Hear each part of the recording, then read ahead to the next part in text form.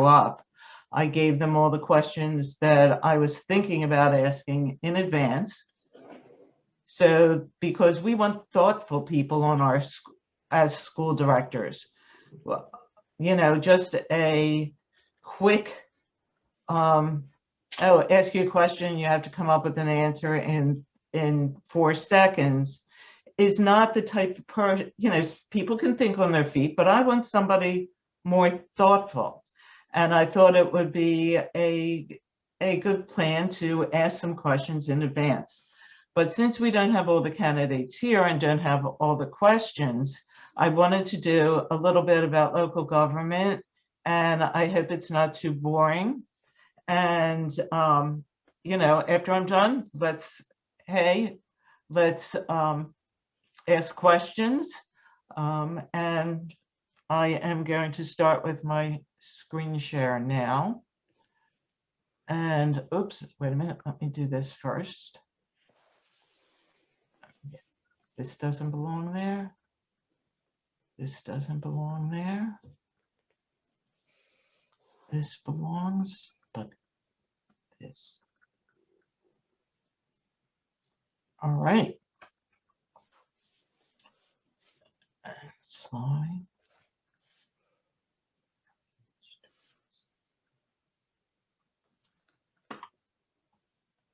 Screen share.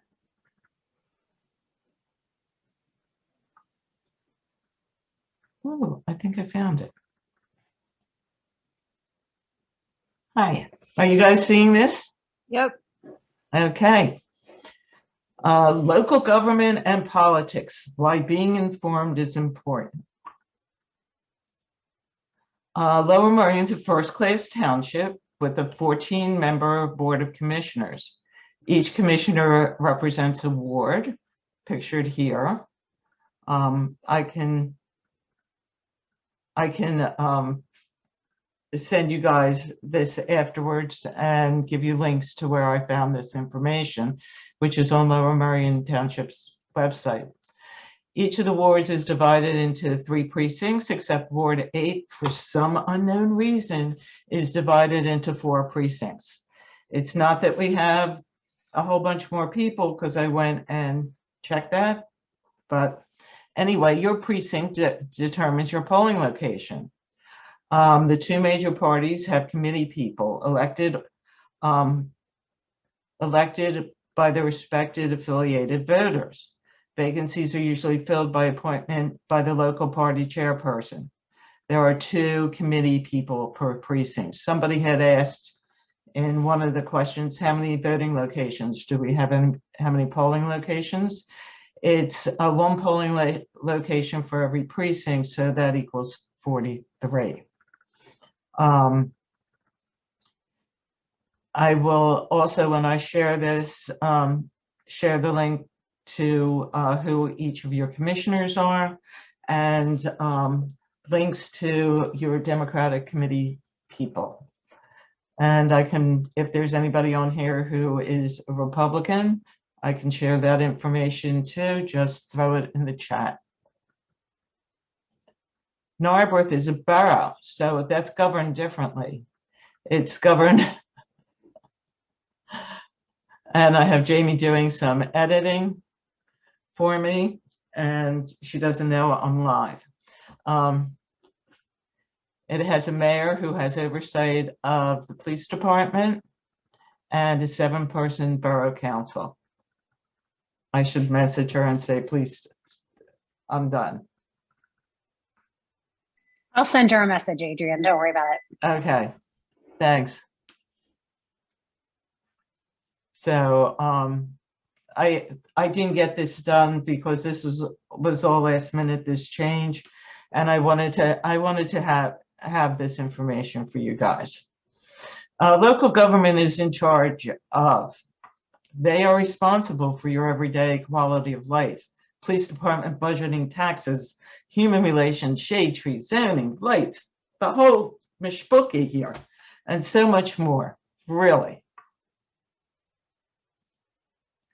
School board, Lower Merion School Board of Directors, governs a large district with over 8,700 students that encompasses Lower Merion and Narberth.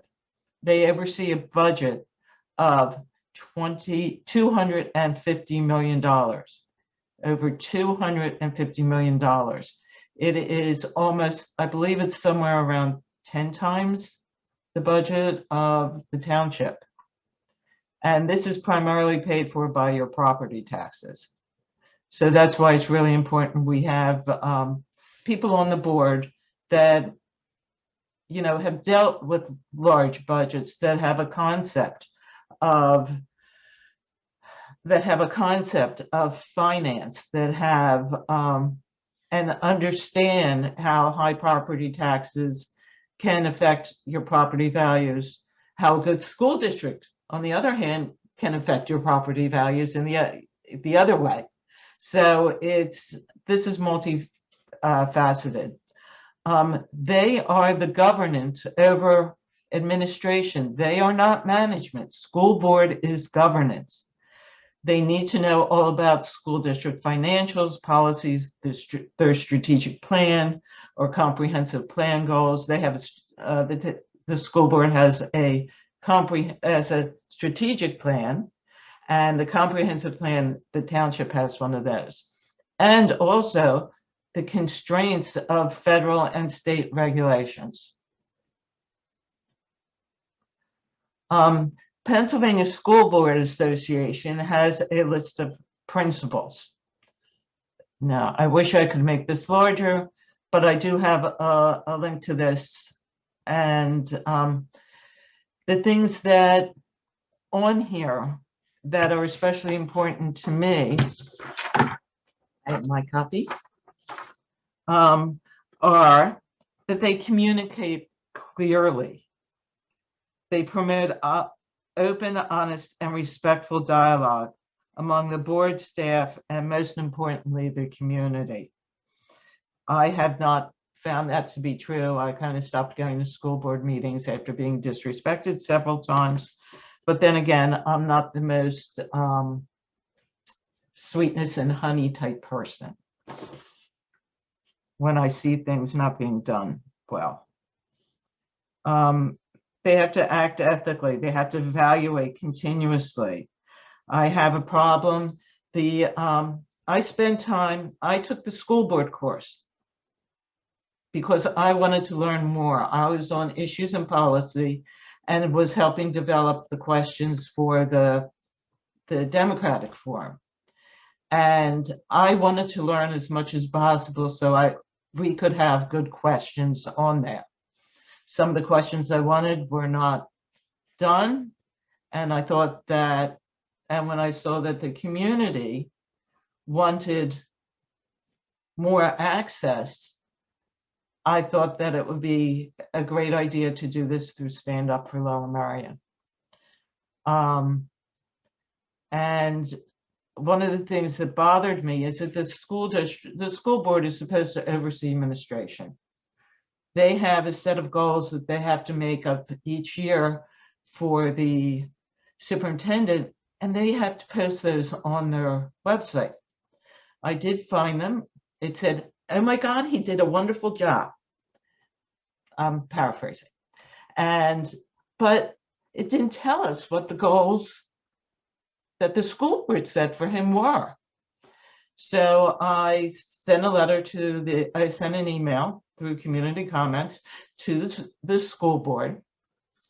It got intercepted by administration, and I was told it was being changed to a right to know request. You know, we do, as taxpayers, pay for the superintendent's salary, which is substantial. So I said, okay, you know, if that's the way you want to do it, fine. So a couple days later, I get sent something that is from Pennsylvania School Board Association saying generally what a superintendent's supposed to do. And the rest of the request was denied. Now, transparency, none. Accountability, none. And so I filed an appeal to the Sunshine Act and the state of Pennsylvania. We'll see if I get an answer. So here are people that are currently running to be your school director. Lori Ackman is an incumbent. She's a chief marketing, communications, and program officer for Penn Center for Innovation. I am going to add a caveat to this slide. Current titles do not reflect like all the experience that these candidates have. This is just what they're doing now. Glenn Brooks is a retired Lower Merion chemistry teacher. Mary Brown is adjunct faculty and visiting fellow in the classics at St. Joseph's University. Janine Davis is a founder and executive director of State Scholars and a business development analyst. Kimberly Garrison is an entrepreneur. She currently runs One-on-One Fitness and is a founder of Storytime with Mama Kimberly. Scott Hoflich, who I don't know if I've pronounced his name properly, is an executive VP at Bryan Communications. Curry Sautner is Chief Learning Officer at the National Constitution Center, and I do know her through League of Women Voters. Melody Schaffmeister is Assistant to the Director of Development for Easter Seals and Merion Civic Association Officer. Anna Shurock is an Executive Director at Teach for America. Here is the contact information that I do have for the candidates. The only one I did not get permission to share, he didn't get back to me, was for Scott. But there's everybody's emails, and I will share that too. I am going to stop this share and ask if anybody has any questions about it.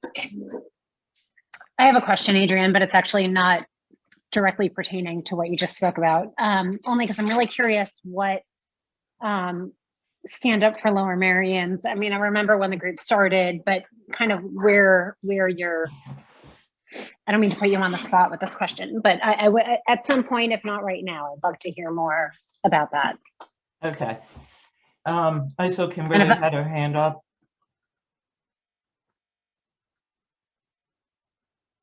Just unmute yourself. Okay, you can hear me? Yeah. All right, I'm curious about the school board course. Where do you take that? When is that available? That was available. I could have sworn I sent it out to all the candidates that I knew about that the course was happening. Okay. But if you go on to Pennsylvania School Board Association, they have information there about running for office and your responsibilities and all that. So you could just go onto their website and yeah, thank you, Mary Walsh. Okay. Okay. Thank you. All right. Anybody? Yeah, else? I have a question, Adrienne. Go ahead.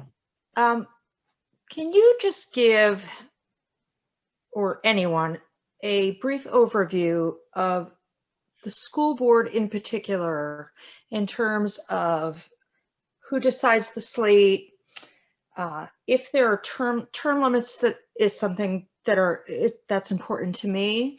I think there are people that may be there too long, but just give, especially with the school district and the school board, if you could give just a brief overview of how this works and why there's been all of this angst over having a forum. Okay. Background, there's 9 members of the school board. I didn't write that in my thing. I'll have to edit that. There's 9 members in the school board. 4 of them run. They have 4-year terms. Half the board is up during one of the 2 years, and the other half which is this year, is up and they run. So it's 5 in the previous 2 years and 4 in this 2 years. The angst that was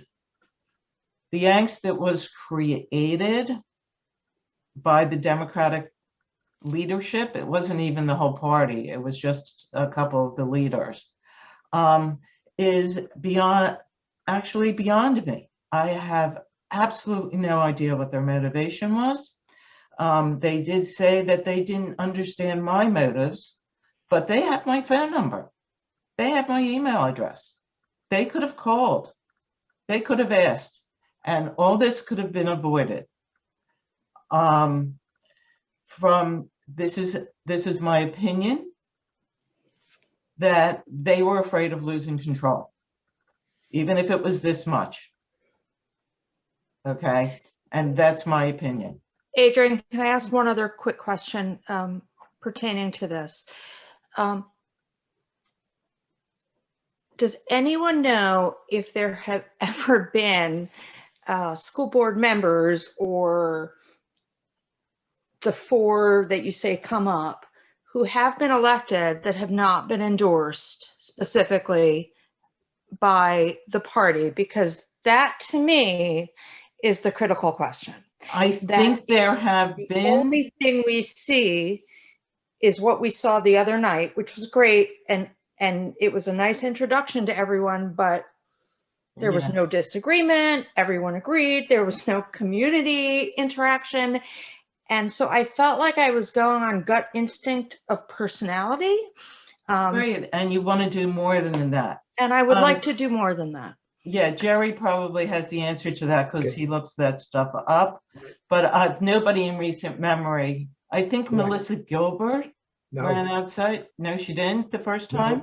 No, there have been candidates that were not endorsed who won, but no candidate who was ever endorsed, at least since the party's been in power, turn of the century, no candidate who has been endorsed has ever lost to an unendorsed candidate for Lower Merion School Board or Commissioner. Okay, Phyllis. And just Oh, I'm sorry, who was starting to talk? it's Mike Samuelson. Since the late 1990s, when we're talking about endorsed, we're talking about Democratic endorsed. So the last time there were Republicans on the school board was in the late 90s. So as Jerry said, mid 90s, Jerry, there was that flip in somewhere in the 90s. There was a brief time where the Republicans took back the school board. Oh, maybe, but remember?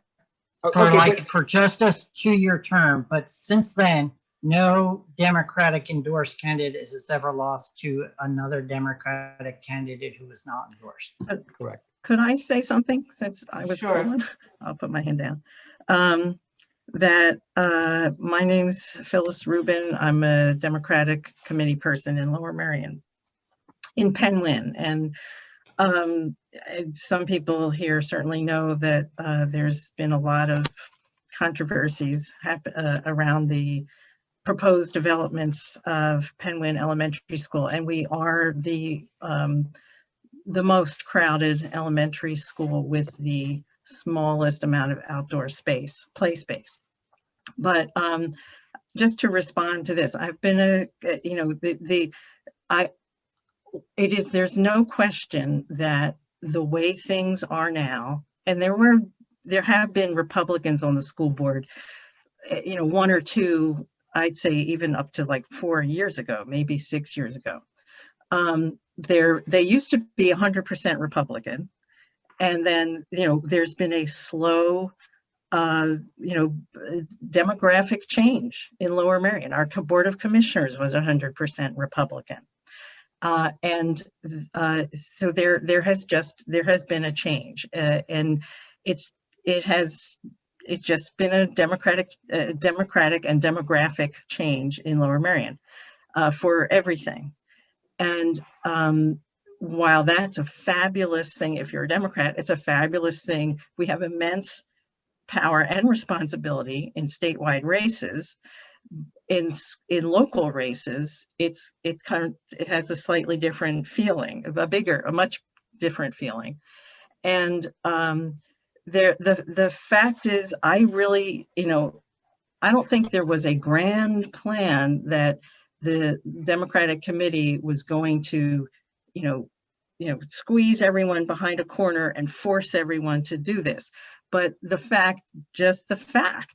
way that there was never any change in process from when we were the minority. And we used to literally have to scrounge around begging people to run for school board and for commissioner. The idea of having 9 people running for 4 seats, like no one would believe it. So times have changed. So a lot of people who've moved here in the last 20 years don't realize that. I just want you to know that. And that there is, there was not originally anyway, an intentional effort to try to control the outcome of the school board race through the endorsement. But that is the fact we live in now. That the Democratic majority is so strong. I'm not quite finished, but I will not take forever.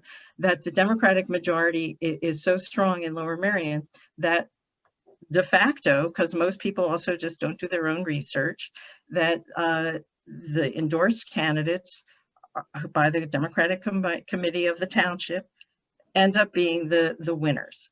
And but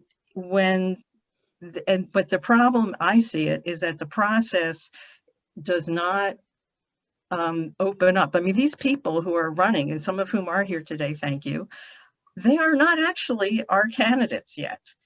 Petitions, no one becomes a candidate until they have filed their petitions to actually be a definite candidate. Petitions are not due for a whole week. So so a process that used to be just a purely internal committee process has now necessarily become a bigger. You're getting too much into the weeds on this. No, I'm answering Kim's question, which was okay. So here's the bottom line. The community should be picking the candidates. The primary is effectively the general election in Lower Merion. So that's the bottom line there. Right, and that's a problem. That's a problem. And that's why the endorsement process is something that I'm not happy with. But we do have some candidates here. We have Glenn, we have Carrie, we have Kimberly. I saw Kimberly. Yeah, Kimberly and Mary Brown. So if you guys would like to, let's go in alphabetical order. Glenn, if you would just like to say something. You have to unmute. Yes, I was very bad at that the other day. So I will offer just a couple of brief comments and then move on to Mary. As a teacher for 24 years, 22 of those years spent in Lower Merion High School, I am able to look at education through the eyes of an educator. I have had the opportunity to look at policy changes and programs from an educational perspective, and those changes have not always had a positive effect on our students. Changes have been made to our grading policy and our homework policy that are not necessarily beneficial to our most important stakeholders, our students. I know that changes are always made with the best of intentions, but when all stakeholders are not included in the process, the results are not effective to the greatest extent. When considering making any policy changes, administration, staff, students, and parents should be included in these efforts. That certainly is not always the case. I know this from experience. While our students are our most important stakeholders, our staff, both professional and support, are the district's greatest asset. Lower Merion School District is the fastest growing district in Pennsylvania, without question. People want to move into a district for one reason: the schools. Our schools attract people from all over the country because our staff is second to none. When I had the opportunity to collaborate with my chemistry colleagues, I saw teachers with so much energy and creativity. If there was a better way to teach a topic or perform a lab, my fellow teachers and I were able to come up with those innovations. So while my priority as a school board member will be doing what is best for our student body, I will always keep in mind that our staff deserves all of the support and respect we can provide. I believe that I can offer a different perspective to some of the issues faced by the school board. Thank you. Okay. Mary? I just changed my background. These are the players who came to the most recent football clinic held at Arnold Field. And I will say that I'll back up what Glenn has shared. We were neighbors at Lower Merion in the high school building for a number of years. And I taught at Harriton and Lower Merion. And my 5 children all went to Lower Merion schools, as did my husband. So I've been teaching for 47 years. And it is quite a joy to work with the students in Lower Merion and Narberth.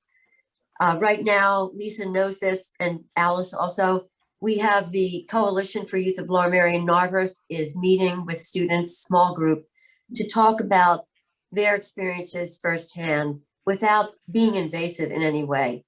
I am so proud of the families, the teachers, the staff, everyone who contributes to what Lower Merion is, Lower Merion School District is. And I want to work hard to do the best research, the best community planning, the best conversations, the best curriculum, the best opportunities. We really need to build opportunities, and the best support we can give to our children in the district. I cannot tell you how important it is. You all know that an education is the way in which a person can succeed in life, and Lower Merion can do that. My other concern is that for those of you who haven't lived here a long time, Mainline Times had a writer named Cheryl Allison, and she would cover every school board meeting, and every week there would be an update about what was going on the school board. And I've asked Amy Buckman, whose 2 sons use that football clinic for their senior project, by the way. I asked Amy, why can't the district do that? Why can't there be a weekly reach out with information? Why can't we be celebrating all the ways in which kids succeed, not just certain kids? And I think she understood it, but I think she doesn't have the time to do something like that. So I appreciate this, Adrian, and everyone else.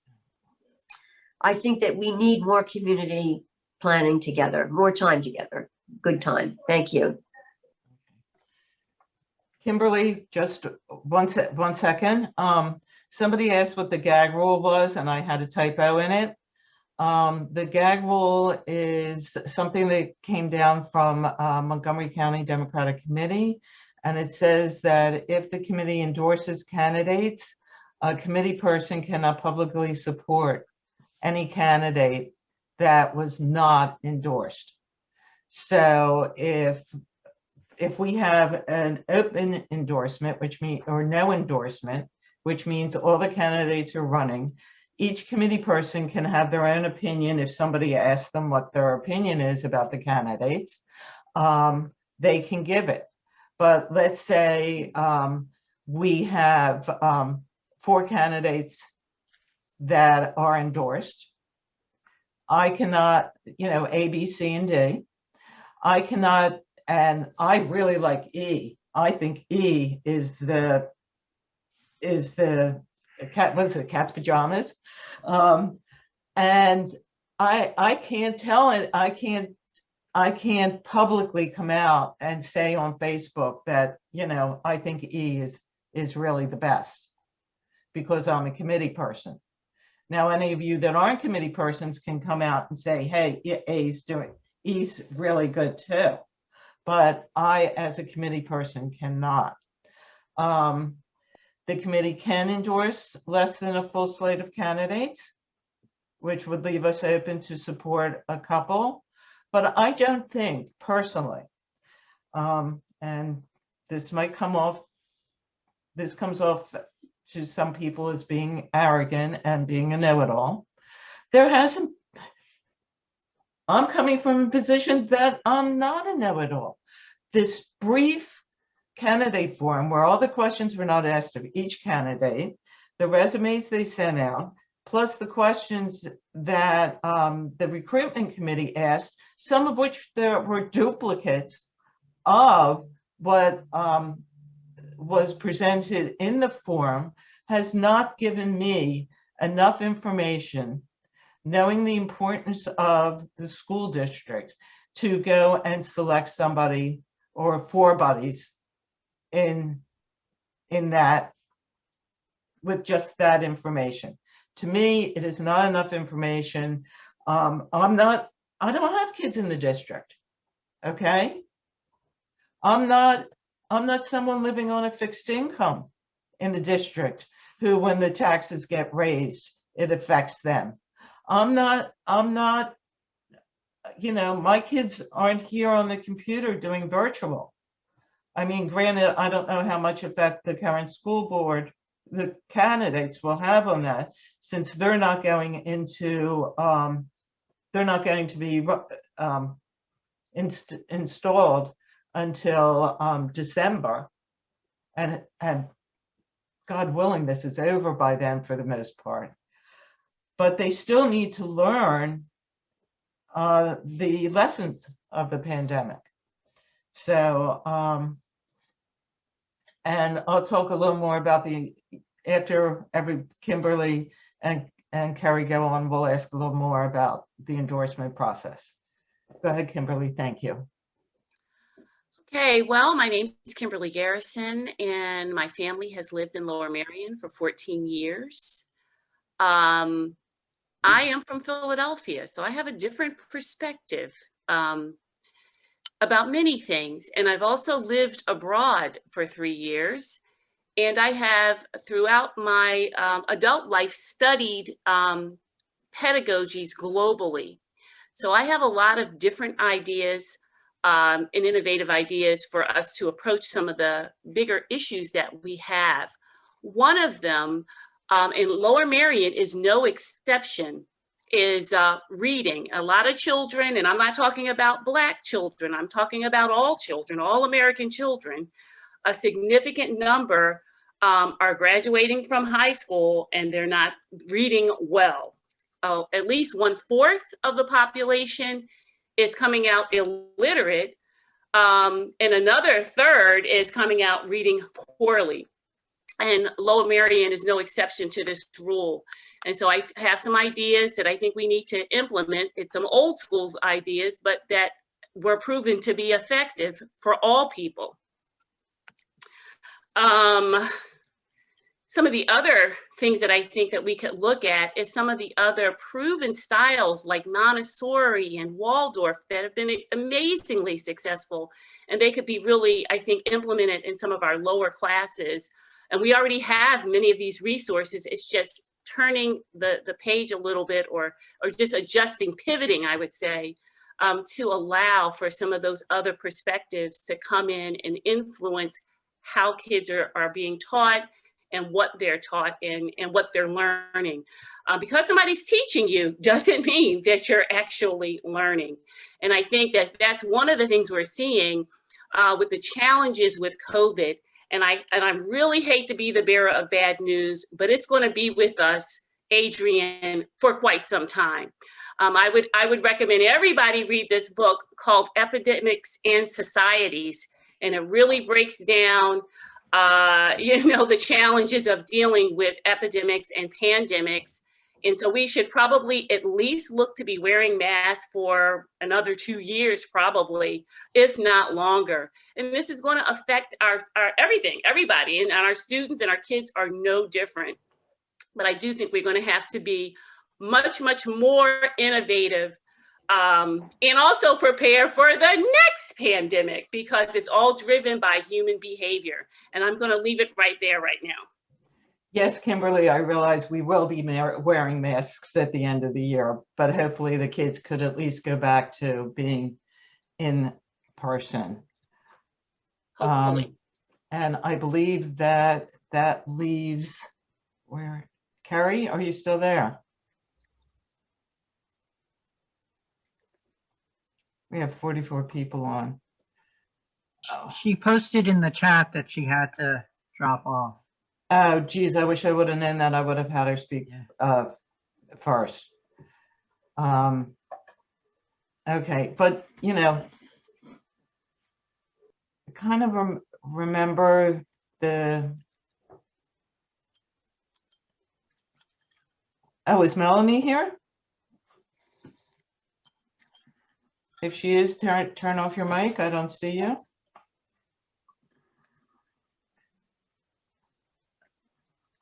Oh. Oh no, she's not. All right. Well, what I want to say is, I want to thank these 4 candidates who showed up, and it took a lot of guts, because the party does hold a lot of sway over, and I really want to just have. It's a little not fair because everybody is not here, and if I would have known that it was going to be this way, I would have asked the candidates, and I think I will do this afterwards. I think the best, I was able to share some information. People gave me permission. If you would leave your email, direct message me in the chat, which will get saved, I will share with you the information that I got through the Democratic Committee that I was told not to share because it was the candidates. Sometimes they're candidates, sometimes they're not. Sometimes, but it was their personal information. So they gave me permission to share it, and I will share it with you after this. So if you leave your email, direct it to me or to Annie, we'll take that down and send out that information to you so you can review. Now, one of the things that, and I do realize that the mask wearing and other precautions will have to be continuing throughout this year and probably into the next one. But thank you, Kimberly. Thank you. The endorsement process, how the Democratic Committee works. We have a process where we endorse candidates. The process involves the candidate recruitment, asking questions, recruiting candidates, and then having the forum. That information is shared with the committee people who are told not to share it with the public because it's only for our so-called internal use. I was also notified by, and I hope they, you know, some of this stuff, I'm a diehard Democrat. I'm going to tell you that right from the start here. But that doesn't mean that it's Democrats do or die. If you're not doing something correctly, if you are acting like our last administration, I am going to call it out. It's just who I am. Fairness and equity are my guiding principles. And I feel that what is happening now with the endorsement process is, first of all, it's too early, it's too rushed, and it is not giving us enough information. We have rules already that came out, and where we get to, excuse me as I adjust, we get to vote at the same time for non-endorsing and the candidates, which is an absolutely ridiculous process. It is like why Marcy's law, a constitutional amendment that was on the ballot a couple of years ago, got struck down by the Supreme Court because it was giving you a yes or no, asking you yes or no on two separate questions. And that's what this vote essentially is, asking us yes or no on two separate questions.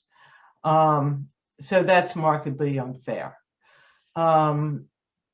I do not know, even though what plans are being made, because that's not in my, I'm not privy to it, to have the public view the endorsement meeting.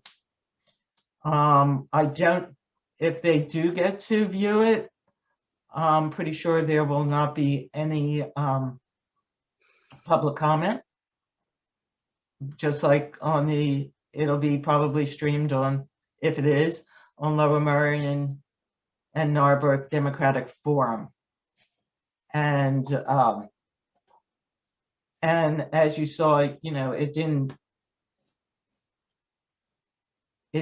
doesn't necessarily, so your input is not going to be recognized.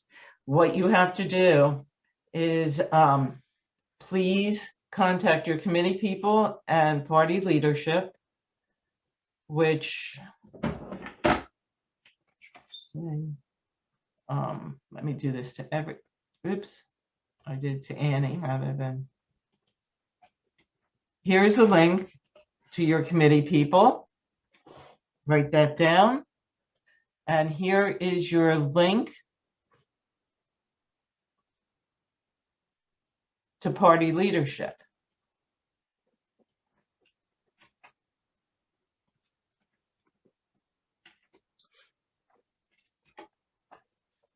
Contact these people.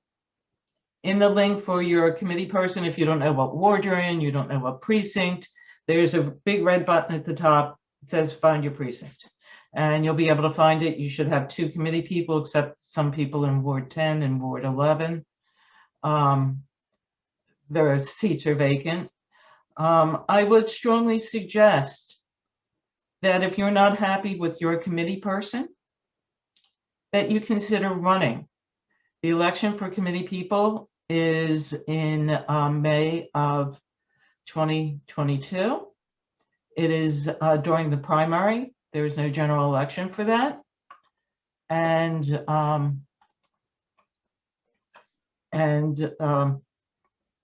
it's just something that I think is important because, so I guess I'm campaigning here, all right?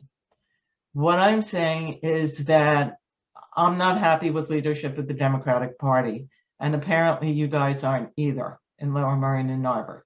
I do not want to run for leadership. Well, I don't want to run for chair. I'm okay with doing vice chair, but I think we need people who really support democracy to be on this committee and not think, as I was told by our committee chair, that we do not, as committee people, represent the people in our precinct. Okay, let me say that again. We, as committee people, do not represent the people who voted for us in our precinct. Something that I think is beyond arrogance, that we're supposed to be the gentle grandfather. I saw you, Kim. The gentle grandfather that looks after everybody and goes, nice people, but you're not really smart enough or involved enough or too busy to have a cogent opinion in this process. So, Adrian, yeah. can I ask a quick question kind of pertaining to this? I had put in the chat box about find that if it's published, who the committee members vote for a slate. And I think Mike's or someone responded that it's not published, so that there's no way we would know who Right. our committee members voted for. Except So by asking them. part, it's hard to know how unhappy we should be with them, because do they even give percentages of, if they're not going to identify which committee members voted for whom, do We they know the say results. 90% of all committee members voted a 4-person, the same slate? I mean, do they Yeah, at we least have- we break have- it down? We have the results. We'll get the results. We do not get who voted for whom, but there's no reason why you cannot ask your committee person what they are planning on doing. You can ask them, are you planning on voting? Are you planning on voting for which 4 candidates are you going to vote for? Are you going to vote for no endorsement? You can ask them and tell them your opinion and do it before Tuesday. I'm not sure whether Mary or Zandra had their hand up first. Zandra but had Mary her took hand her. up.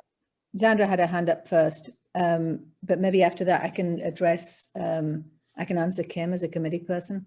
Go ahead. Thank you.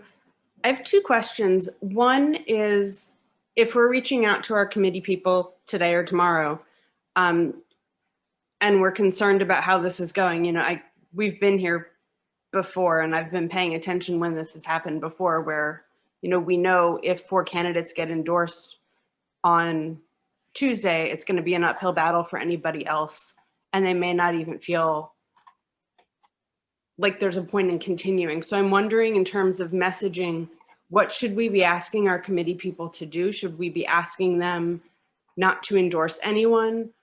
Should we just be expressing our frustration? And then my other question is more in terms of the role of committee people, and I'd love to hear from any of them who are on the call.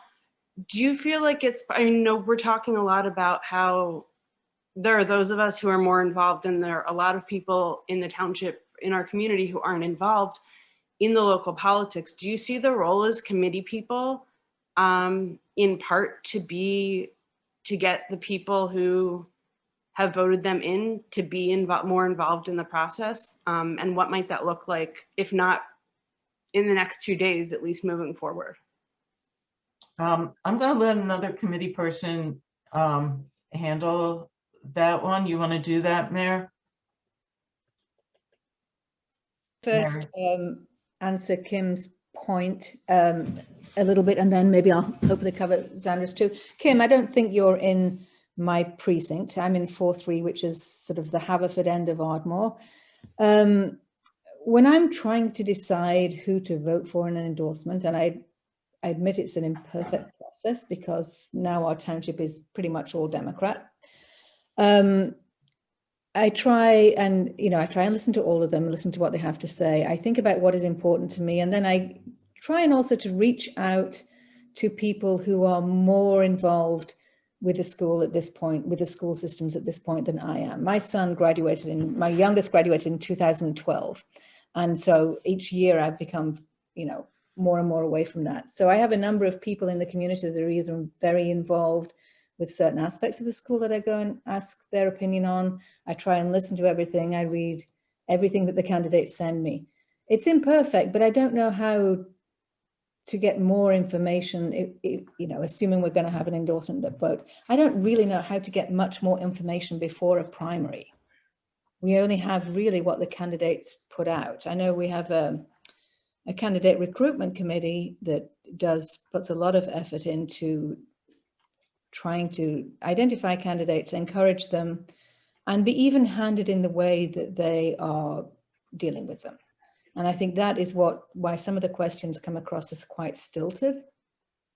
I should put my camera on. I'm sorry, I didn't realize I hadn't done that. I think that's why some of the questions come across as stilted a little bit at the big forum, because we're trying to make it even-handed and we don't want to look like they're giving any one candidate preference over others. I think the intentions are good. I think the process is far from perfect. I agree with that. I would love input from my constituents. To be perfectly honest, very few of them are interested. You can see we have a township of, I don't know how many voting adults there are in the township. We're a township of 60,000 and we've got maybe 25 on this forum today. There's about 30,000 registered Democrats in 30,000 registered Democrats in the township. But 40,000 registered voters.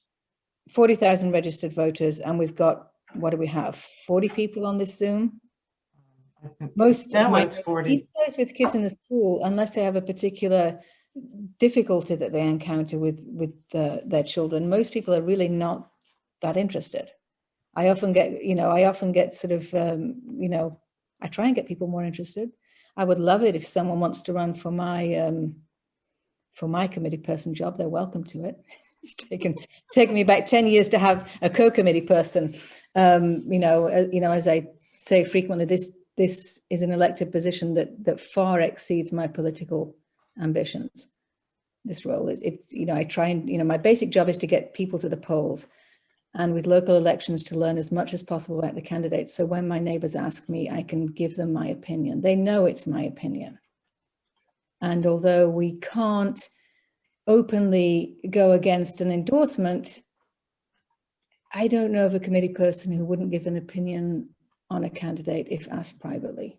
And many do when they come to the polls. And others will just call me up. And so that, I see you there, from Sam. my perspective, is not as, it's not an intentionally nefarious system by any means. I think it's really trying to be fair. I think it's, I feel very conflicted about the whole process and whether the endorsement should exist at all. There are pluses to it. And I think many of my colleagues feel the same.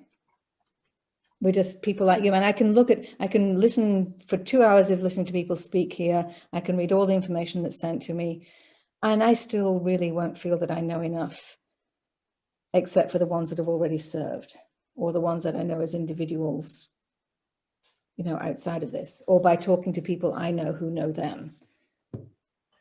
Okay. I try and know distance. Anyway, did I answer, Sandra, did I answer your questions? Ish? Okay. So, Sarah, I see you have your hand raised, and then Lisa. Yeah, before I have to jump to work, I just wanted to say that, I see my job, I'm an elected official who represents 14-3. The lowest level of our government, of our party, is the committee people. We represent the precinct. And unless I get feedback, I don't know what the feeling is in the precinct. So we send out emails, we call people. I'm very grateful Phyllis Rubin held a Ward 14 small get together today on Zoom where we heard from some feedback from people in our ward. But the reality is that the majority of people I don't have an email for. I can't call 900 Democrats, which is how many I have in my precinct. I just don't have that kind of time. And when I send out the emails, unfortunately, I only hear from 2 or 3 people. Now, this race has been very different. I've heard a lot of feedback. And the feedback is that they are not happy with the incumbent at all. They are begging us not to endorse them. They don't know enough information about everybody else. And they don't feel they can give me feedback because there hasn't been enough information put out. And this is the big problem they're facing. They don't want to reach out to me with no information because they don't have information and haven't made a decision. Now, I will also say, though, that the majority of candidates have also not reached out. So this idea that we know so much more about the candidates is really a farce, in my opinion. So at this point, I don't think there should be an endorsement because none of us have enough information. But the reality is there's enough of a push that there has to be an endorsement that I don't think that we can get that through, frankly. And so then we have to say, do we try to vote for candidates who have reached out, who our constituents have consistently said they would prefer? Or do we let those people who have very strong feelings and are no matter what going to vote get their way? Because they will get their way then. Yeah. And for me, in my precinct, there is a list of 4 that the majority of people have reached out to me about with the little bit of information. So I have to balance that. Now, any constituent who reaches out to me and says, who did you vote for? I will be very blunt, very honest. I have no trouble making trouble for the people that know me. But, you know, I would love more input, and I would also love to hear from those who are running about Penguin and their specific answers about Penguin. I would like to hear, because we heard almost nothing at that forum about what their feelings on what has happened during COVID is. We have heard nothing about the fact that there are certain schools that are less funded than others in our district. We have not heard about how some of our schools don't have classrooms with windows and what their answer to that is. So I need all of this information. So if you're a candidate, I hope you call me. If you're not a candidate and you live in my precinct, call me, email me. It's all public information because I want to represent you. That's all I have to say. What Sarah said, yes. I am waiting. I have an email that I have left over from voter ID that is voter I'd help. That's my email at gmail.com. I put it in the thing. If you're in 8-2, reach out to me. I mean, I think I would fall out of my seat if somebody reached out. I did get more volunteers this cycle, but I have 600. I have close to 600 Democrats in my precinct. I have emails of 50. Wow. So we need you guys that are here to share this with your friends and family that live in Lower Merion and Narberth, and tell them that they have to get off their tushes and get involved. So, okay, Lisa. Hey, I know actually one of my big questions was how many constituents you each have and how you're, like, what means of communication you have for them. I mean, I met Nancy Kleinberg, and I didn't even realize, Adrian, until you just said it, that I have 2 representatives. I've never seen or spoken with, I guess, Justin McCarthy, who's my other person.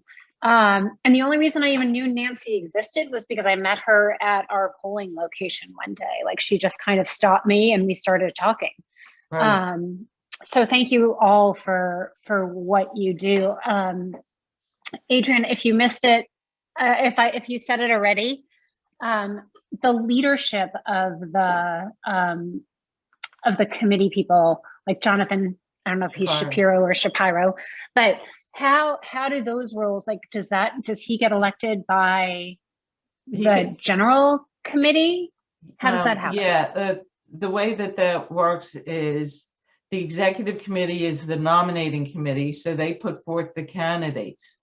And then the election for leadership in the committee happens right after the election for committee people.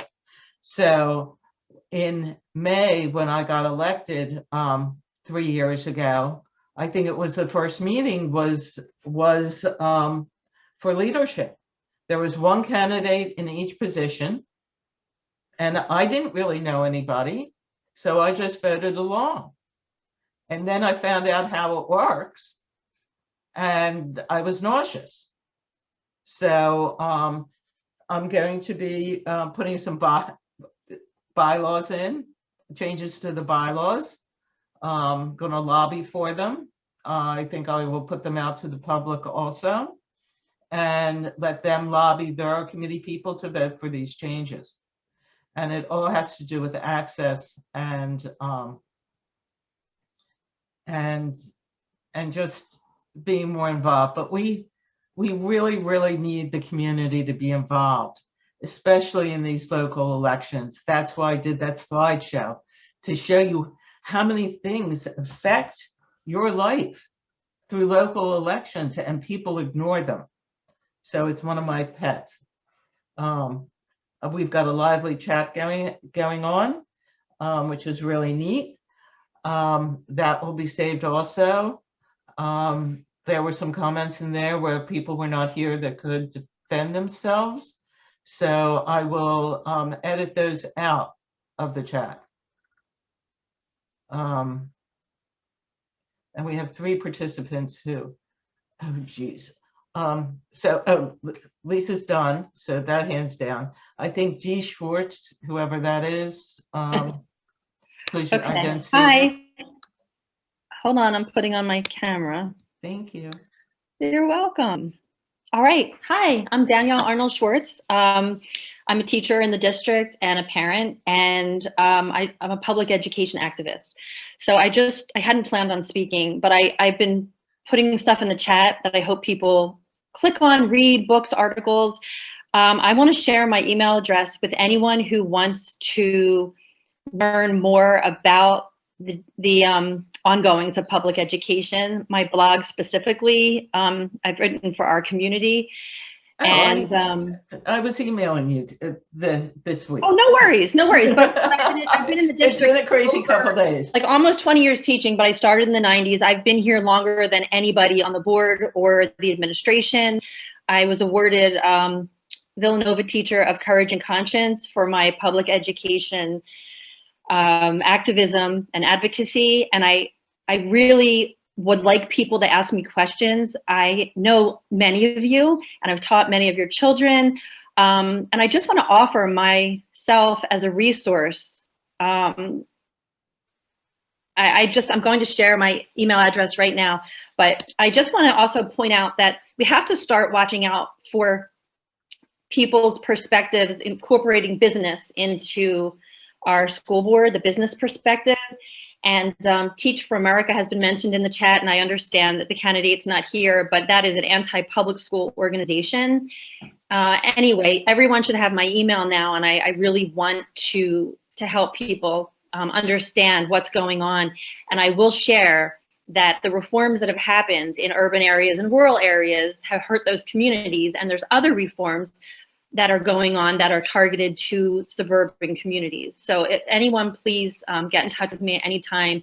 I'm here to really talk about education, and I understand the importance of this conversation and not, taking a voice away from people. But I also really want to teach people what we need to know to make good choices when we're electing school board members. Okay, thank you. Leanne? I just think it's beautiful that, the community gets a chance to speak, even though it's only a few of us. Right. I really appreciate you having this meeting. And I think, unfortunately, Adrian and some of the other people on here know that I've been somewhat involved in the goings on in the school district, specifically over the past year with regards to the push for honestly and to take 6 years of details into one sentence of creating a lack of equitable education by expanding Penguin into a mega school or having the aspirations to do so, as very concerning. So I think all the issues that people are waking up to in regards to COVID, and parents are paying more attention to what's happening on the school board, I think that the issues that some of us have been screaming from the rooftops for several years are really coming to light to a larger group of parents. And many of these issues that are going on are not new, with regards to the school board itself and the admin of the school. And I think the biggest concern that I have is the endorsement process is the root of all of that. And I think that we need to break the cycle a little bit, where the Democratic committee is pushing out the same type of people year after year after year, I think because they're not hearing from constituents. And I think that's starting to change. I think that what we have now and what we have had for the past 2 election cycles is we have board members that are not the check and balance of Copeland. They are the rubber Right. stamp of Copeland. And That's to my knowledge, problematic. that's not what a school board is. The school board is the check and balance of Copeland and the administration. He works for all of us. They represent us. They are not his protectors. They should not be his protectors. And I find that over the past several years, that is what the school board has evolved into. And I highly encourage that we look at this new endorsement process with a fresh slate of candidates. I'm really not pro incumbent endorsement right now. I think that we need a whole systemic change. I think that even in the next coming election with incumbents, I think we need to make some changes. I think that also, I'll circle back to, I think that the Democratic endorsement plays a role in that. I think that some of these representatives, when they get elected, they're given their script of what they can and cannot say. Who knows if that is true, but that is suspected by many citizens of what they can and cannot say. And if they don't fall in line, they may not get reelected in the following year, or they have one ringleader or one incumbent that's part of their group or pact, and they follow that incumbent and follow everything that that incumbent wants from them. I personally feel that there should be no engagement between sitting board members and the Democratic committee of what, the existing board members are looking for in candidates. You're getting applause. This is applause. It's very disheartening after dealing with this for years and years and years. I'm tired of the same recycled baloney. And it's, my friends would look at me like I was crazy when I would tell them the things that go on once you start delving deeper into involvement with the school board. I sound like a conspiracy theorist to my friends. I am a Democrat. I want to support the Dems, but I sound like a freaking QAnon person whenever I talk to them about what goes on at these meetings, what is said. I mean, some of the things that have been said to me as a parent when school board members who are currently leaving and will not be reelected have said to me about situations that have gone on at Penguin would blow people's minds. It's just the absolute rudeness, disrespect, disregard that I am electing. You want me to elect you? You want me to elect you? And that's what the Democratic Committee is pushing out. So, I cannot speak on behalf of many people, but, I know quite a few people, and myself included, that if a level-headed Republican would throw themselves in there, I would heavily consider them. Just because my faith in the endorsement process right now with the Democratic Committee is very jaded at best. I'm very jaded. And I'm hoping that COVID and parents waking up to the realities of this school board from lack of communication and transparency, lack of communication to parents. I have reached out through a friend to one school board member who has said that he would only speak with me and would be a sympathetic ear, but he's got to kind of toe the party line. Why aren't these board members commenting at school board meetings? Why aren't they speaking up? For better for worse, Lori Ackman is the only one that said she would be pro in-person education, but she has not submitted any ideas. She has not spoken up any further than that. Sorry if you hear screaming, my son is playing video games downstairs. But all of these things that have been going on for years and years and years, I hate to say in this respect, thank God for COVID, because COVID is waking this community up to what has been going on for years and years and years. We've been very siloed in our communities. We have been very siloed with the nightmares that have been going on at Penguin. Unless I reach out to a Gladwin parent, I don't know that they may be experiencing the same issues. And I think that is one thing I am looking at for school board candidates, as I want more community outreach. I want to hear from them. I think that, you know, we need fresh ideas. We need different viewpoints, and we need people that will be willing to communicate effectively with the community. And we do not have that. You know, no candidate who is speaking on my behalf should be towing a party line. You know, that's not an appropriate response. Especially when there's no speaking up during the school board meeting, or if anyone was present for the last meeting when Peter Lee actually did say something and Copeland literally said, "Don't push me on that." No, these board members. Wait a minute, it's supposed to work the other way around. Exactly. And that's for over 6 years, it's been opposite. Copeland bullies and controls this board, and it is allowed. Yeah. You know, So, Leanne, I want to give some other, can you wrap it up so we have some other? No problem. Thank you. Okay. If you raised your hand and you spoke already, please lower your hand so I can kind of keep track of this. I think Jerry was next, and then maybe Kim again. Hopefully there's nobody with their hand raised on the other page. Wait a minute, let me look. Now, I think you come to the first page if you raise your hand. But I think that it's really important that you guys talk. I mean, here you are, you're taking on a Sunday afternoon, thank goodness it's rainy, that time out of your schedule, and where this was supposed to be a candidate forum, I think that you guys it's a candidate instruction. It's more of a candidate instruction forum.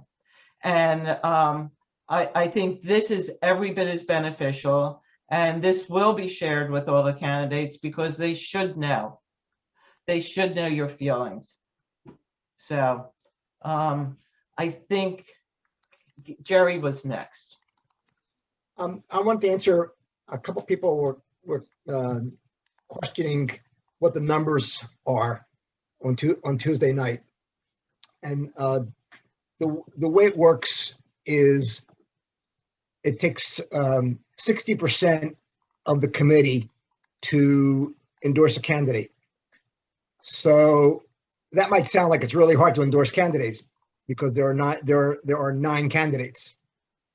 Except if you read the rules carefully, you'll see that after the first round, if nobody has gotten to the 60% threshold, it's kind of like Survivor. They throw the bottom 4 to the wayside. Yeah. And then there's a vote among the 5 to see if anybody gets to the 60% threshold. That's not entirely accurate. It's not entirely wrong, but it depends upon how many, if any, were endorsed in the first round. Right. Okay. The number of people endorsed in the first round determines how many people are taken off in the second round. You're right. I was only partially right. Thank you for correcting me, Phyllis. So at any rate, it's like the way, in other words, it's the way the rules are written. It doesn't take a huge mandate of support to get a slate of candidates endorsed.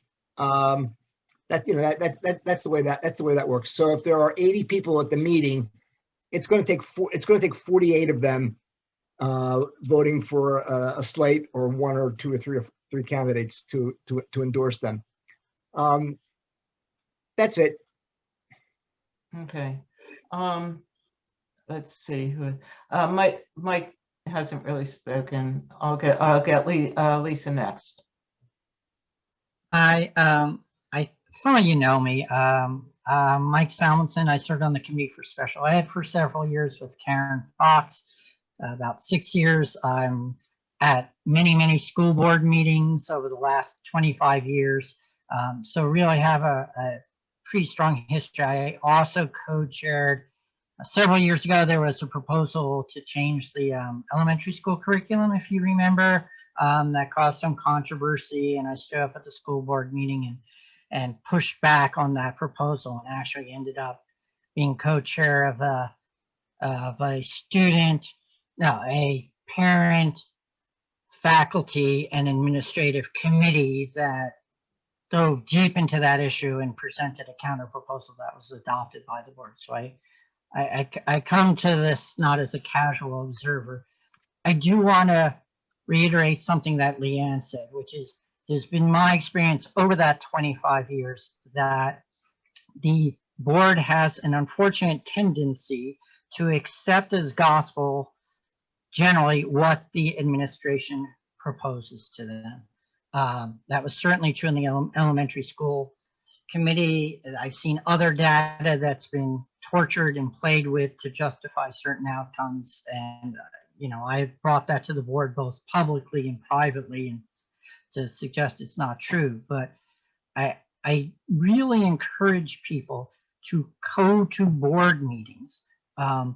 Some of those meetings are attended by 7 members of the public. You know, like Adrienne and I will sit next to each other over and over again. And most of those meetings are very routine.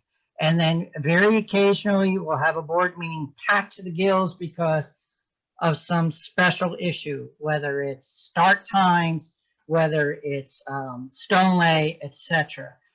But the day-to-day work of what happens at the board both happens at the committee level, primarily at the committee level, before it ever gets to the board. So, and those meetings are at 8:30 in the morning when nobody. Yes, those meetings are 8:30 in the morning, and they are open to the public, and so anybody can go.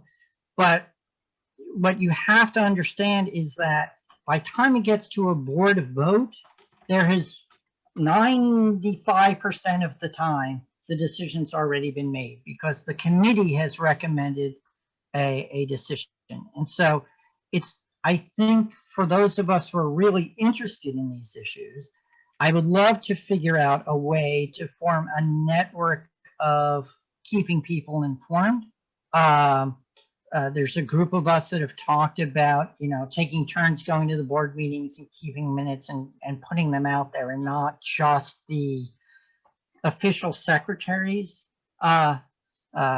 description, which amazing are so often inaccurate or stilted in some way.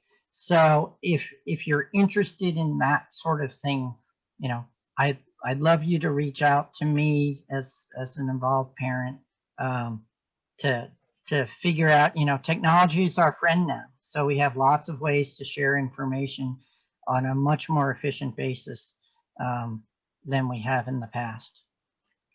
Mike, we can do Yeah. that through Stand Up for Lower Merion. The Yep. group's already Yep. set up. Yep. We can have somebody, and I think the League of Women Voters also does. It's supposed to have somebody that attends the school board and the commissioners meetings and reports to them.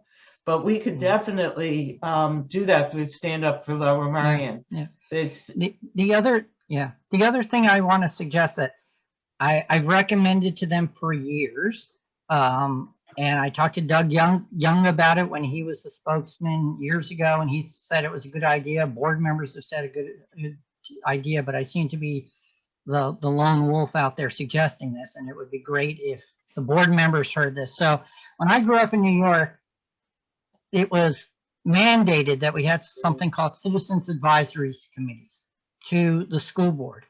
They were on different subjects, governance, curriculum, etc. They're not mandated in Pennsylvania, but they're also not prohibited. And I would love, I see Mary and Kimberly still here, and I guess I'm not sure who else, but you know, I would love to see that sort of thing be implemented in the school district, where there are standing committees so that you could get feedback from the community in a more formalized basis with representatives from across the community. So I just want to throw that out there because I've been advocating for that for 20 years. I actually served as a student on a citizen advisory committee, which is first what got me involved in school issues. So as a high school senior. okay. I put a link in there to something called Board Docs, and that's where you find the meetings. I'm not sure if it's going to actually go to that page because finding stuff through Board Docs takes an associate degree. PhD. Yeah, maybe PhD. So I'm going to ask Kim, Lisa, and Danielle, did you actually have your hands up or that's Yeah. left over? Okay. I Go can Mine'll ahead. just be two very quick questions, and the candidates that are still here, thank you. I actually have somewhat of a substantive question for you guys. If I had the ability to talk to all the candidates, this is something as Kim, because all the candidates aren't here, could Right. you write your question in the chat and I will send it to them, and the ones that answer I will send back. I will. Okay. But Because I think that's fair. just in a general, some things outside of what we're talking about in process, this is really informative to me. I am still unclear on the process. The process seems not like a good process, so I'm going to have to digest it. But I'm a mom of 3 boys. I have a 6th grader, an 8th grader, and a senior. We have lost 3 family members to COVID. So I'm one of those parents who errs on the side of caution. This has been a horrific year, horrific beyond belief. The only thing I care about is that my sons are okay. I give kind of 2 shits about what grades they're getting. I just want them to be okay. I'm also, in my prior life, a person with a master's in philosophy of education. And I have spent, before becoming a mom, devoted especially to like the college age, early learning how to self-advocate. One thing that upsets me with our district, it's not okay to be average.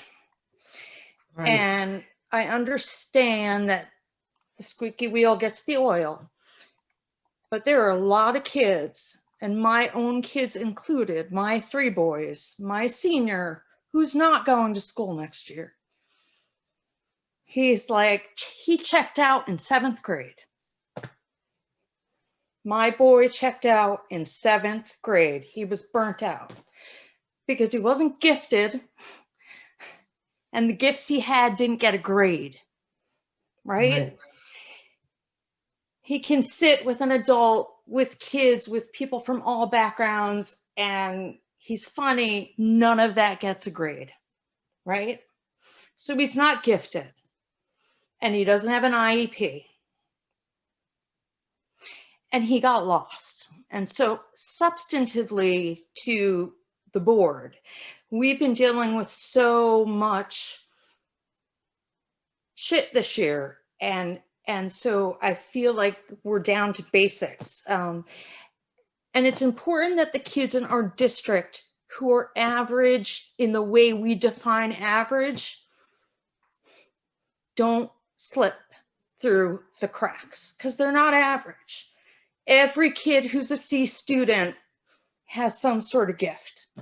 And so substantively to the board, to people who are running as a mom, as a person whose education is in philosophy of education, these are important things to me, that we don't define our kids based on their test scores or based on anything then that they are who they are. And I know that we can't provide every kid with the most specialized, but we're losing a lot of kids. We're losing kids. Kids are burnt out by 8th grade. We have kids who have checked out by 8th grade, and what they do, and they don't call it tracking anymore. I'm 50. In my day, they called it tracking, but they start tracking these kids in 3rd effing grade. Ann Heffron knows who I am about how the little packet of coupons, half of them are for tutoring for 3rd graders who don't need tutoring. They need to make advanced math for 4th grade. It's not okay. And we have to have these conversations. We have to have more options for the kids who are not going to Harvard You know what? Some of them aren't even going to Penn State. You can watch from on a microphone. You can watch something. And I feel as that's something that's important to me. I would have liked to hear that from the board, people running for the board. So there's and I get, and it doesn't minimize the importance of having a strong IEP program. I mean, that's what I did at the college level, but we're missing kids that fall in the middle. And they're not Kimberly, great athletes. The strategic plan that the school district has is supposed to address that, but there's no accountability for teachers being held to what their strategic plan is. And that is a problem. Mike, or was it Lisa who was next?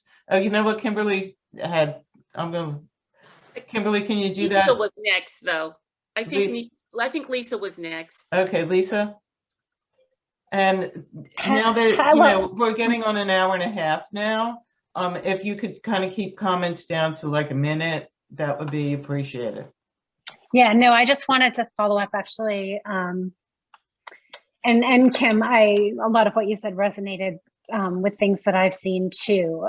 I just wanted to give a quick overview can I just give a quick overview, Adrian, on like how the school board, because Mike referenced the school board meetings, and there's like a monthly regular business board meeting that's on one Monday night a month. And then there's also a regular education business board meeting, which is another Monday night a month. And then in the morning are the committee meetings. And I really do highly recommend, as Mike recommended, that parents go to the committee meetings, because that's where the subcommittees of the school board meets, and they are policy and curriculum, facilities. Goodness, I know I'm forgetting some. You get the idea. Yeah, so you actually can interact and ask questions, and sometimes even, believe it or not, get direct answers. And those meetings are not well attended at all. So I do recommend that.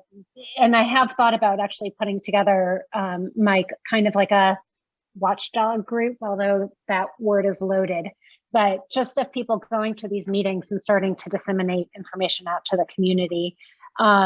Mostly because I think, as Leanne said, I have seen time and time again, and I know a lot of you on here have spoken with about this, and many of you probably witnessed it with the school start time issue, but just a dividing of the community on certain issues. And I think it's really time that we come together. One other source of information is the Inter-School Council, which is kind of the umbrella organization for all the homeschool association meetings, groups. And they have a monthly hot topics meeting where an administrator will come and address issues specifically like homework policy or transportation or special education. And those are a good way to really hear what the district's saying, which doesn't always match up to reality, but it's kind of important to know what they're saying. So I just wanted to put that out there. Okay. Thank you, Lisa. Kimberly? I wanted to respond to Kim. What she said so resonated with me. I'm trying to compose myself because it really touched me, and I wasn't expecting this. But everything you said was true. Like you, I have suffered some family loss from COVID. I think we just put too much stress on the kids. Everybody's not going to go to Harvard, Yale, Princeton, it's just not going to happen. And it shouldn't happen for a variety of reasons. And the world is changing so quickly, and we're actually preparing them for the old world and not the new world, which which already has so many more options available. So I think we need to do a real paradigm shift on how we're teaching and what we're teaching and what students we say we value versus the ones we say we do not value. And I know we weren't going to answer this question about achievement gaps, but I don't call it an achievement gap. It's an opportunity gap, because everybody knows the elephant in the room is everybody's going to Mathnasium and Kumon and H24 and Sylvan when the child's 3 years old. So of course, when the kids who didn't get that are going to be perceived as, oh, they're behind. They're not getting what they need at home. Their parents aren't reading to them. Their parents aren't doing whatever. That's just not the case. I am the product. I am 58 years old. My parents were teenagers in Philadelphia, and no one ever read to me because it wasn't something that people were expected to do.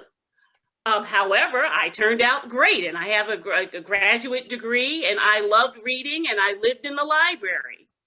So what we're doing is putting all this undue pressure on kids to make them, jump through hoops that they don't really need to be jumping through. And then we have so many who are coming out and they don't even have a 5th grade reading level. And again, Lower Merion is not an exception. This is a nationwide problem, but we pretend, oh, that's not happening here. Or if it is happening, oh, it's only happening to these little brown people. And they don't really care that much about education anyway. That's the elephant in the room. Yes, it is. Well, I think on that note, I wish it was something more positive. Oh, 3 participants have raised their hand. Wait a minute, where'd you go? Tanya. Okay. I didn't think anybody else had their hand up. Sorry, I just raised it. I think what I'm struggling with is I keep hearing everybody talk about how we should be adding more things. That are very, very important, that I personally would believe are critical. The full day kindergarten, school start time, and achievement gap. Those 3 things, I hear every candidate saying, those need to be prioritized. But, and I think people are being a bit condescending to the voters when they say, you can prioritize and commit additional time and resources. That's time resources, financial resources, emotional communication. We are going to be able to commit resources to those things while maintaining absolutely everything the same. While we are also going through the additional expense of COVID, while we're going to have to provide summer supports, there is a huge amount of needs of things that are going to have to be prioritized. And yet, there has been no discussion about what we should be deprioritizing to free up resources for these things that we claim are important to us. And I'm not, you all know who I'm quoting when I forget about what you say you're going to do. Let me see what you do. And when people go and say that they are going to make something important, but they've been on the board for 8 years and never made it important, or they say that if given another chance, they are going to do this, instead of what? Why haven't you done it yet? And that goes for the incumbents and the people who want that seat. Like, what is it that you're saying has taken up too much of our attention and money? Because we have limited resources and more demands on them that really, it's unfair we haven't met them. And we as a community, by letting those things slide, by making full day kindergarten not a priority, by making the achievement gap not a priority, by not making, we have decided those things are less important than the things we have been spending our time and money on. And it angers me that those things have been deprioritized for so long. How's that going to change? Why isn't that the conversation now? Anyway. All right. Just to give you an idea, Tanya and I ran for school board the same year, and we ran together. She ran again the following 2 years. She was not endorsed by the committee. Okay. She would have been much better than 90% of the candidates that were endorsed. I'm still impressed by this woman. And this is just to show you what is wrong with the process. There it is in living color. Thank you. But I just hope that this group that is now having the opportunity, that they take this, that they pick up this torch of giving the obligation and said, let's take a hard look at what we're willing to give up to close the achievement gap. I'm just tired of it being said during the debates and then never said at a board meeting. I'm so, all right. Adrian, Yeah. Adrian, I had my hand up. I must be over the Oh, corner somewhere. oh my gosh, it blended in with the background there. Everybody else has dark backgrounds and yours has a light background. That's I'm those sorry. kids. So there is a way to really enrich the curriculum by combining credit, so that if a student's taking a modern language or world language, he or she could get English and that language credit together. And if a student's taking math and science, if they're integrated, that student could get math and science together. So the students are overextended. Everyone agrees. The kids today, and I'm tutoring, I'm a volunteer tutor for 3 high schools, and the kids to Radnor, Harrington, and Lower Merion. And so the kids today are overburdened, and COVID has, just as people have been saying in the chat all along today, the COVID has magnified the already existing problems. And so there is a concept of consolidating and integrating naturally courses so that the students are not taking 6 periods a day and they can hardly eat. They get 20 minutes for lunch at the high school level. So this can be done. For example, history and art can be combined. It's called super crediting. Math science, there's a national study that was released several years ago about integrating math science. I think perhaps something of what we're doing in the district is heading that way, so that we can reduce the course load of students so that they can develop things where they use their hands. Kids are looking at screens all day, even in the classroom before COVID. Kids were looking at screens all day. If you imagine how liberating it is for kids to use their hands and make something. And unfortunately, the Central Bucks Technical High School is a bit of a schlep for us here. And we don't get kids who go there. So if I'm running for school board, I'm endorsing that we do something in the technical programs here like we used to. I go back to 5 superintendents. I started teaching in '74 at Howard High School. Kids could do automotive. Kids could do woodwork. When I switched over to LM in '80, because I was having kids at the same time, so Howard became full-time. So I switched over to LM, which was lower. And then there was automotive, there was shop, there was printmaking, there was paint applications, you name it. Kids from Lower Merion could do academics and a technical. And then everything was farmed out to Central Montco Technical High School, which I visited. I have visited there the last time I ran for school board. People want suggestions, but the right people aren't making the right suggestions. There's no way that kids are going to survive COVID with mental health intact the way things are. It's just not happening. And clubs, there's a group of Harrington kids who want to start a singer-songwriters club, and they can't do it unless they get a sponsor. So I offered to be their sponsor because I'm a tier 1 volunteer, but we were told we can't do it now. We have to wait until next year. These kids want to do this now. They've got their guitars out. We met the other night. And so you've got to understand, all of us together, and this has been amazing, that it's up to us. We've got to come up with ideas. We've got to give alternatives, and the school board needs to listen. The school board needs to come to us.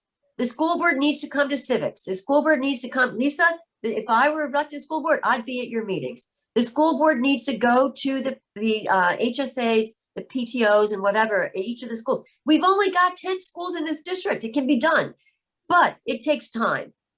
We need to be careful that I'll be frank, we're not electing people who say, yes, they'll do it, and then they don't. It takes time. Mary, I'm with you. Kimberly, I'm with you, Mary. Let's do it, Mary. On the board or not on the board. Let's do it. Right. So tier 1 volunteer, Kim, to help your son who's now in 9th grade, who checked out in 7th grade, I would have spotted him. I would have done something for him. When I was at Lower Merion, I volunteered to sponsor 4 clubs at Lower Merion High School. after school homework clubs, music mentors, the Latin club. And then we also had this group called CURE. This was Community United to Reform Education at Lower Merion High School. Kids started that club. So we can do it. We just have to have the right people. Thank you for Mary. listening. Angela, you have your hand up. You haven't spoken yet, so I want to get you next. Okay, I had 3 points. Let's see if I can remember them all. Number one, when someone was talking about combining courses for dual credit, there are schools who have metal shop, wood shop, and art as one credit, as the one that counts for art and you know, a technical what do you call it? What do you call that? You know what I'm saying? Something that prepares you for a trade class. Thank you. So there are, as Mary was saying, and others was, you know, multiple ways to count credits that could steer you both toward trades and university. Another thing is, and I'm not gonna, I was told by a student who was in GAS that the school board decided that the Mr. It doesn't matter. But the Mr. something pageant, if you will, was Mr. Harrington and Mr. Lower Merion now. It's Mr. yes, Harrington now, Mr. Lower Merion. Right, was changed, was gender neutralized to mix. It's Lower now Merion doctor. and mixed heritage. Right. Doctor. And she said that as far as she doesn't know of any student that asked for this. And they got flack from the GAS, got a lot of flack from this. And that the school board seems to have unilaterally decided to do this without talking to students who would potentially be affected by this decision. So we also need to make sure that when we are supporting our students, that we're not being allies for them in areas that they don't want. Because we're putting, in that case, people in a place of being harassed and not making them safe when we think we are doing something politically correct on their behalf. So we just need to really make sure that some of these things are what children want, especially when it comes to extracurricular non-academic centered activities. The third thing is, the same person said, you know, one of the problems with people feeling comfortable with expressing their identity and participating in clubs that empower their identity is that there are no teachers who are out, because oftentimes teachers are afraid of how it'll affect their job security. So if you only have allies who aren't out, you don't feel as free to be out. And that's something the school district needs to address, or be, you know, be aware of. And then the third thing was, darn it. I think you did 3 things. Well, that was 3. Okay, thank you. That's why I have to count them in the first place. Yeah. So, yeah, those were kind of the 3 comments that I wanted to make. Thank you. Oh, there was a 4th one. I'm sorry. There was a 4th one real quick, which is that when we talk about having an African American Studies course, I know in some schools, they are making it required for graduation. And when I went to Penn and they changed that requirement to being mandatory for graduation, there was a lot of resentment. And others have talked about this point of incorporating people of color into the curriculum of everyday class. And that doesn't need to be necessarily a school district approved thing.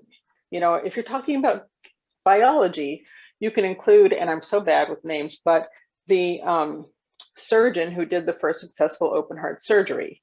You know, these Yeah. things don't have to be, you understand what I'm saying? So, yeah, I just wanted to interject that as inspiration maybe for someone. Make it holistic. Yes. Yes. Yeah, I mean, they segregate the instruction. Even, you know, the curriculum is segregated. It's not inclusive. And if it was, you wouldn't need a Black History Month. Exactly.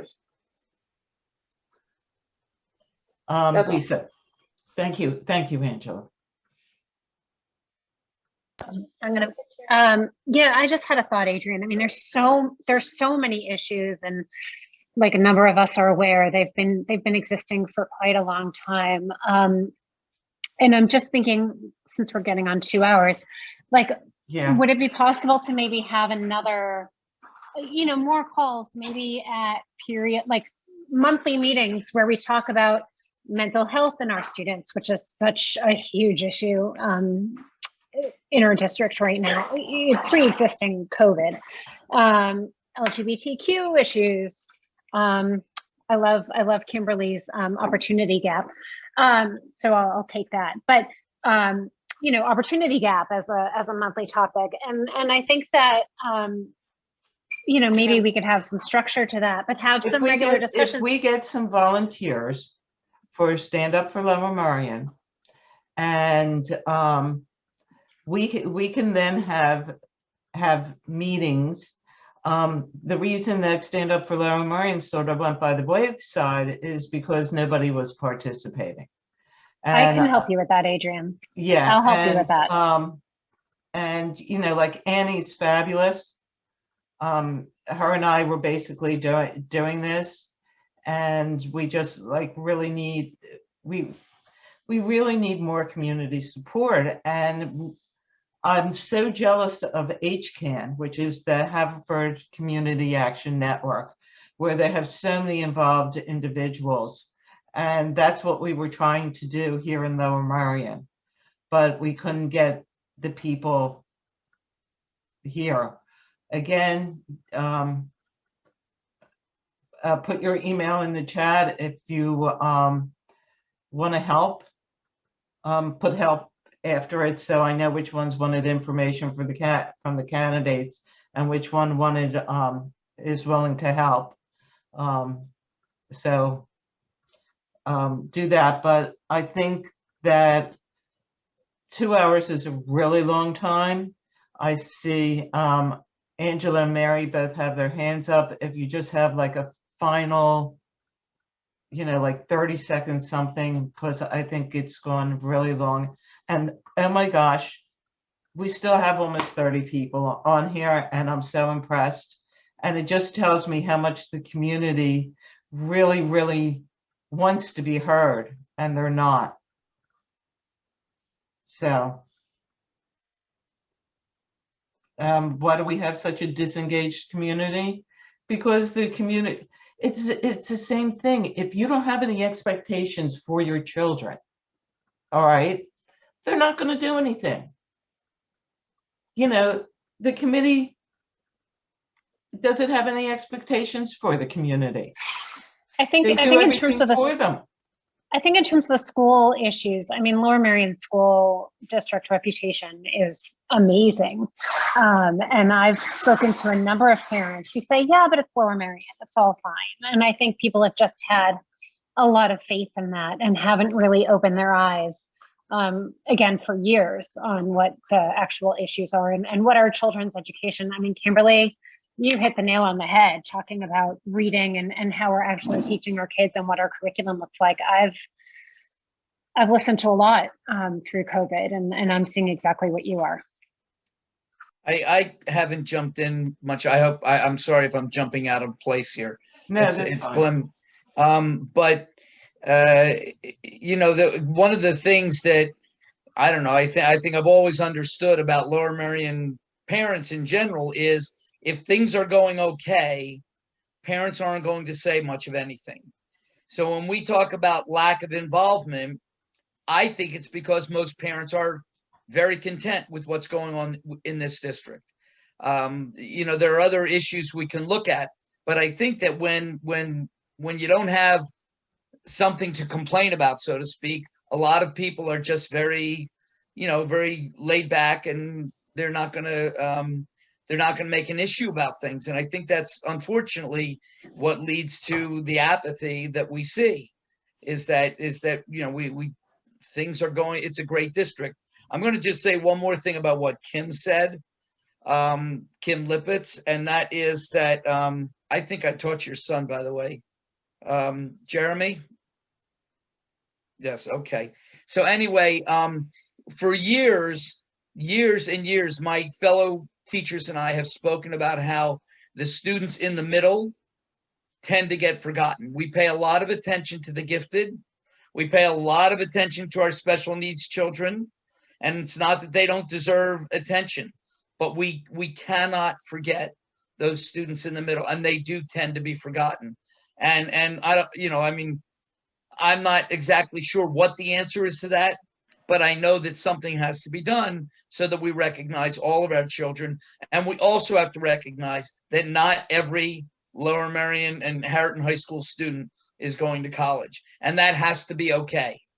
That has to be okay. And Right. even for a lot of the kids, they'll tell you that's not okay. When we talk about the pressure that these kids are under, they are under pressure. But I don't know that it's necessarily coming from teachers. I think a lot of it is coming from either parents or peers. Okay, that, for a kid to say, hey, you know what, I'm not going to go to college next year. You know what? There are a lot of his peers who are going to say, well, are you kidding? Of course you're going to college. Everybody goes to college from Lower Merion. Well, you know what? Everybody doesn't go to college. Everybody doesn't have to go to college, and that should be okay.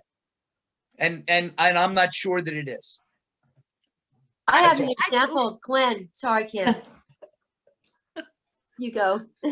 I was just going to say that, that's something that is, beyond Lower Merion, this narrative to push every child into college, when the data shows us 45% they quit. Okay. And then 60% of the kids are taking 6 years for a 4-year degree. So this is effectively canceling out for many of them any economic advantage, because they spend so much time in school, the opportunity cost. So it's a lot of different things that we have got to get, down to the nuts and bolts on with kids, and showing them all of the other avenues that are available to them. I'm a believer in education, but all of it does not have to happen in college. I was a theater major in college. I would never recommend a child go to school with these prices to study theater. If you want to be an actor, act. If you want to be a writer, write. If you want to be a singer, sing. If you want to be a dancer, dance. Don't go to the University of the Arts and come out with $100,000 debt, because when you go on an audition, they don't ask you about your college degree. Yeah. All right. We have 1 minute left, and I see one hand, and I'm going to give it to Angela, and then if she's really quick, then we'll get Phyllis in there too. Angela was trying. Okay, sorry. 2 quick things. One is, I think a lot of times well, first of all, some children are independent and don't need as much help. I happen to have a very independent daughter, so we don't, but that's a side point. But one thing is, there are a lot of parents and students who have concerns, but don't feel like they will be heard, so they don't bother. So sometimes it's not that everything is going okay, it's that you just don't feel like if you speak up, it'll matter at all. And the second thing is that in addition to saying I'm not going to college at all, and this is peer pressure, my child gets this a lot, saying that you're going to state school, saying that you don't have an education fund, saying that you're going to community college, people get shamed for that, for not, so that's, it's students saying it to each other, but it's that for a reason. So I just wanted to say that. Okay. Phyllis, you're going to close us out. Can you make it brief? Yeah, just very quickly that I just wanted to say that one thing I noticed in the candidates forum the other night is that no one ever mentioned arts education, and that I feel that that should not be overlooked as a key component of not only healing for students after COVID times, but always. Civilization. It's key to civilization, the arts are. You could say that. Yeah. Well, I want to thank everyone absolutely so much for, even though it was not what we expected in the beginning, my heart is full. I am so glad and so happy. I am a pain in the ass and did this. And you guys make it all worthwhile. I want you all to like reach out to others. We'll do a poll on Stand Up for Lower Merion when we want to do this again. And I think that hopefully on Tuesday, everybody call your committee and stuff like that. Tell them no endorsements, so then we can hear from all the candidates. And we can do this on a regular basis. I would do this weekly. I was on a Zoom with people, and I just paid for the thing, so I can have a whole bunch of people unlimited, and paying for it, let's use it. So